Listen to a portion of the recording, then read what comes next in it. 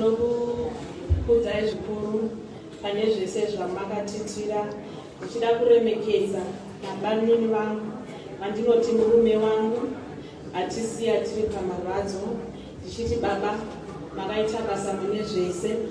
Inini ndini amai Feri, mukadzi wavo wekutanga, ndigoenda kuna varora vese vekwangoshi, vana mai vari kukudza rure kwangoshi, vanonditevera kumashure, ndichiti maita basa nezvese zvamatitira, maita basa nebasa ramashanda.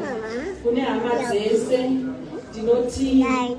ndinofunga hapana munhu asingazive cold drink yaMhofu vakararama. Vazhinji vanoiziva cold drink, vazhinji vanoiziva savana yaMhofu. Vatisira marwadzo anorwadza, asi ndinongoda kungoti ndingokutendai nerudo rwamakatipa nekutinyaradza kwese kwamunenge muchitiita patinenge tichichemera kwamuri Mhofu. Ndinoti kwamuri chiendai murugare, mutitarisirewo pamunenge muri, svika tasangana mune makore anotevera kana Mwari vatitendera kuti tigosangana nemi munyasha. Handina mashoko akanga ndichafanira kuti nditaure panguva inoi, asi ndinoti Mhofu ndinokudai sana mai sevakadzi venyu. Nyando zvikanzi TUNZ was apart, asi tisachitenderi mune dengu was apart. TUNZ again Mhofu. Chakonanga tingokudai nerudo rwamakatipa nerudo rwataikupayo.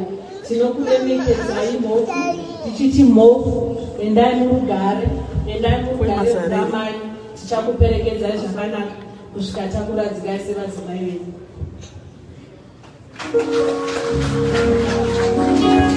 Yes, let's clap hands for the wife. Vazadzisa kuona murora nekupfugama zvichipesana imodzokera kumba kwenu, because kupfugama nemurora asiyana. Right, let's go to third speaker. It's a teammate, Mr. Joseph. Yes. Wow, let's clap hands, Mr. Joseph.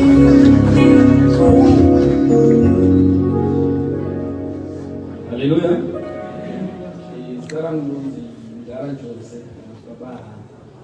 On behalf of Mukadzi, nachikumbira vanhu vese vanotambira Mukadzi